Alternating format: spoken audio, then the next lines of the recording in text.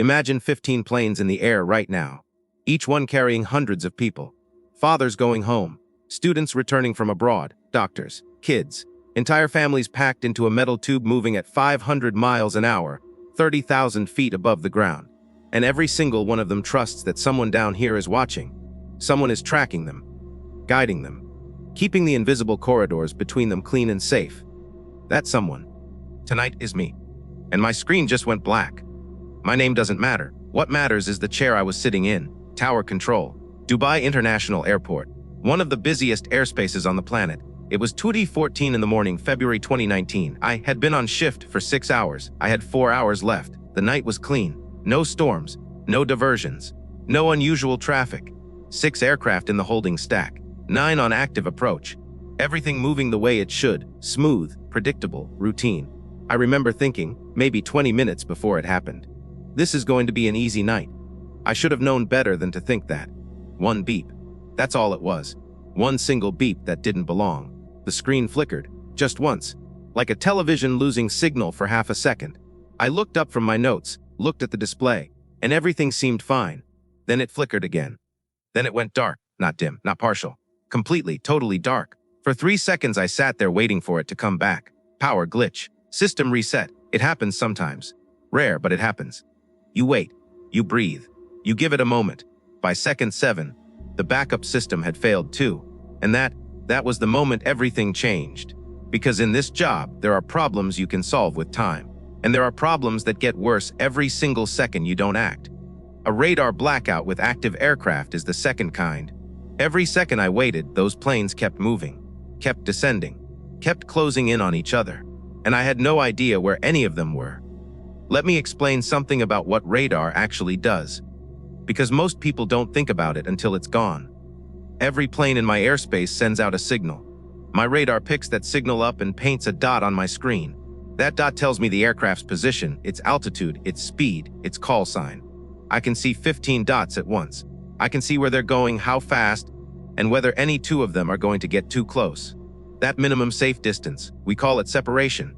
My entire job, every second of every shift, is maintaining separation. Keeping those dots far enough apart that nothing goes wrong. When the radar goes down, the dots disappear. I don't just lose information, I lose the ability to see. It's like driving a car and someone pulls a black curtain across your windshield. The road is still there. The other cars are still there, but you can't see any of it. Except in my case, the cars are traveling at 500 miles an hour, and they're stacked on top of each other in invisible layers of sky. The first thing training teaches you, the very first thing, is that silence kills. The moment you go quiet, you've already lost. In an emergency, your voice is the only instrument you have left. You use it, you keep using it. You do not stop. I switch to emergency frequency, 121.5 megahertz. Every aircraft on the planet monitors this channel. It's the universal distress frequency, the one all pilots are trained to respond to without question. I keyed the mic. All aircraft, this is Dubai ATC. We have a total radar failure. All systems inoperative. I say again, radar inoperative. All aircraft maintain current altitude. Do not climb, do not descend, do not alter your heading. Acknowledge by call sign immediately. I released the key and waited. The radio crackled. Emirates 214, acknowledged. Air India 771, acknowledged. Fly Dubai 3038, acknowledged. One by one, they came back. 7 of the 15 responded within the first 40 seconds. 8. Nothing. 8 silent aircraft. I started working through them one by one, calling each call sign individually. Some of them were on different frequencies.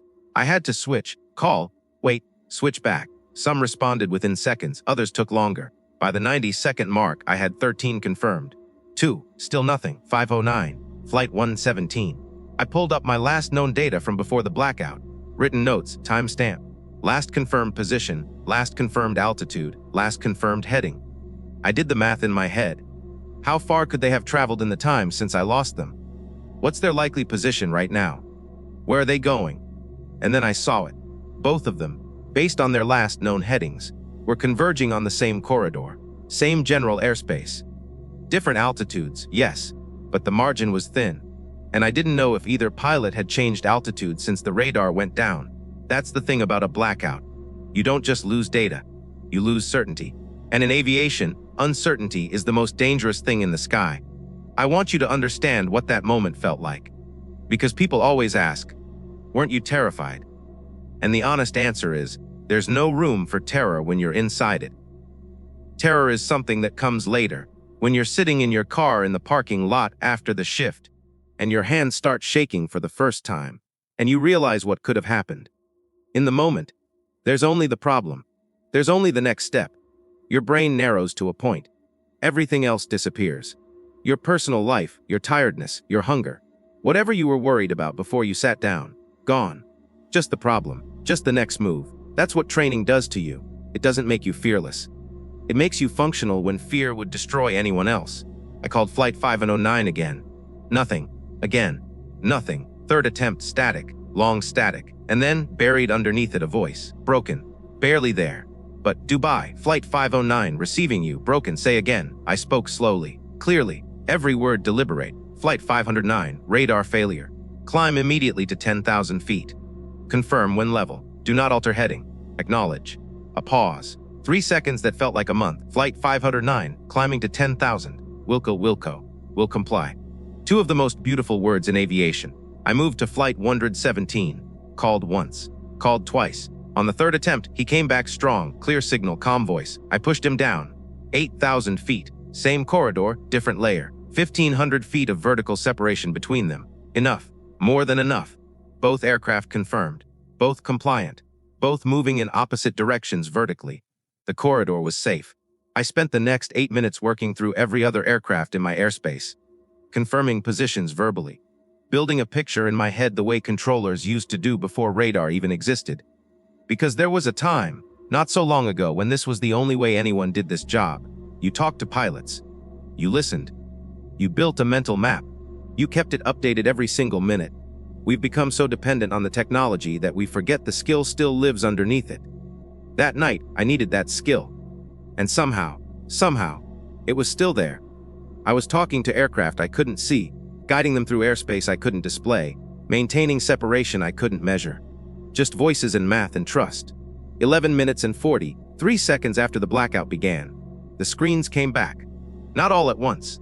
First one sector, then another, then the full display, painting itself back into existence dot by dot. 15 aircraft, all on screen, all at their assigned altitudes, all separated, all safe, no conflicts, no near misses, no emergencies. I sat back in my chair and for a moment I didn't move. I just looked at the screen. All those dots, all those people who had no idea what just happened down here. All those families who would land tonight and walk through the terminal and go home, and never know that for 11 minutes and 43 seconds, the invisible net that holds them safe in the sky disappeared, and someone they will never meet held it up with nothing but a radio and a clear voice. People think this job is about technology, about radar systems and transponders and computer displays and all the sophisticated equipment that fills a control room. And yes, all of that matters. All of that is essential. But technology fails. It always eventually fails. Storms knock out systems. Power surges corrupt data. Hardware breaks down at the worst possible moment. It has happened before and it will happen again. What doesn't fail, what cannot fail, is the person in the chair. The one who trained for 10,000 hours so that when the screen goes dark, the job doesn't stop. The one who can feel the airspace without seeing it. Who can hold 15 invisible planes in their head simultaneously and know, not guess, not hope, but know where each one is and where it's going. This job selects for a very specific kind of person. Someone who can carry enormous weight without showing it. Someone who can make life or death decisions in seconds without flinching. Someone who can be the calmest voice in the room. In any room, when everything around them is falling apart. Most people will never know this world exists. They board the plane, they watch a movie, they fall asleep, they land. The invisible hands that guided them safely through the dark. They never see. They never need to. And honestly, that's how it should be. Because when you're doing this job right, no one knows you were ever there. That night, after the shift ended, I sat in my car for 20 minutes before I could drive home. My hands shook. My chest felt tight. I replayed every second of those 11 minutes over and over. Every call I made, every decision, every word I chose. Looking for the mistake I might have missed.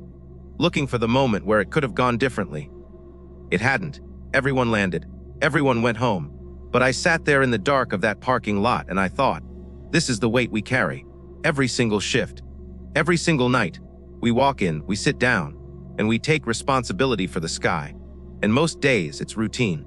Most days, nothing happens and no one thinks about us at all. But some nights the screen goes dark. And that's when you find out who you really are.